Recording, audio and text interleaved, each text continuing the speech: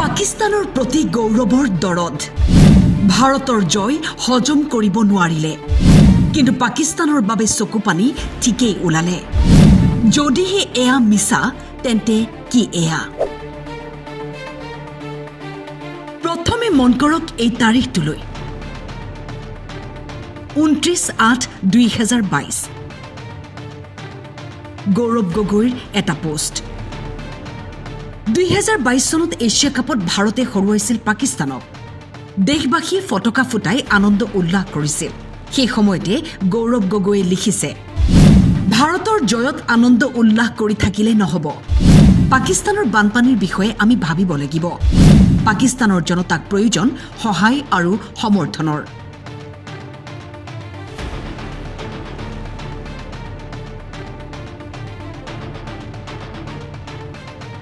এয়া সাংসদ গৌৰৱ গগৈৰ বিশেষ পোষ্ট পাকিস্তানৰ বানাক্ৰান্তৰ বাবেহে কান্দি উঠিছিল ছ'চিয়েল মিডিয়াত মন্ত্ৰী পীযুষ হাজৰিকাই গৌৰৱ গগৈৰ এই এক্সৰ পোষ্ট তুলি ধৰিছিল সামাজিক মাধ্যমত মুখ্যমন্ত্ৰী ডক্টৰ হিমন্ত বিশ্ব শৰ্মায়ো প্ৰকাশ কৰিছে প্ৰতিক্ৰিয়া ভাৰতৰ পৰা দৰমহা ক্ষমতা সকলো লয় কিন্তু এই সকল লোক আনুগত্য সীমান্তৰ আনটো পাৰে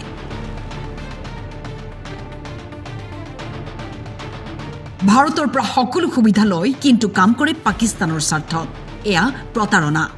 এক্সত এইদৰে প্ৰতিক্ৰিয়া প্ৰকাশ কৰিলে মুখ্যমন্ত্ৰী ডক্টৰ হিমন্ত বিশ্ব শৰ্মাই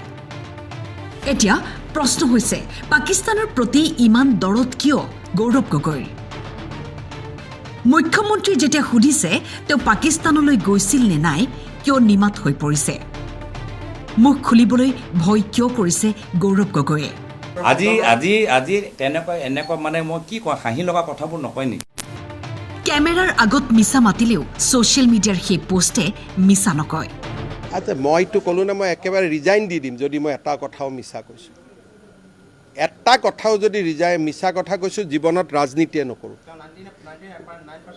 মই ক'লো নহয় যদি এটা কথাও মই মিছা কৈছোঁ জীৱনত হিমন্ত বিশ্ব শৰ্মাই ৰাজনীতিয়ে নকৰে ইয়াতকৈতো আৰু একো নালাগে আৰু যদি একদম বেছি কৈ যায় মই এনেকুৱা প্ৰতিজ্ঞা কৰি দিম যে মই ঘৰতে নাযাওঁ আৰু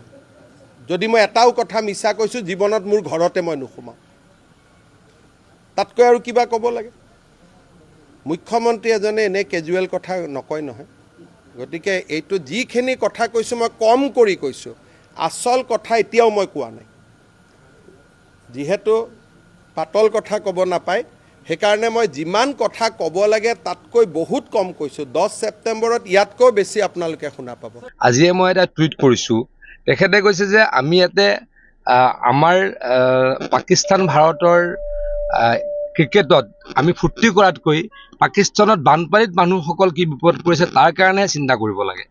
ইমান ডাঙৰ পাকিস্তানী চিম্পেথাইজাৰ কেনেকৈ গৌৰৱ গগৈ ডাঙৰীয়া হ'ল নিশ্চয়কৈ চিন্তনীয় বিৰুদ্ধে ব্যৱস্থাটো তদন্ত চলি থাকিব কিন্তু এগৰাকী সাংসদ যিগৰাকী সাংসদে পাকিস্তান বাৰে বাৰে ভ্ৰমণ কৰে যিগৰাকীয়ে পাকিস্তানৰ ছাপোৰ্টত কথা কয় তেখেতে উত্তৰবিলাক সোনকালে কিয় নিদিয়ে